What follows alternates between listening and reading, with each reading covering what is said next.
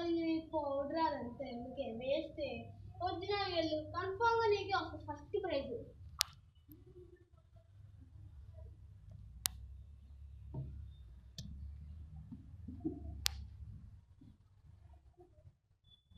నన్నే అంటాను కదా, నేను ఇప్పుడు దెయ్యం వేషం వేసుకొని భయపెడతాను.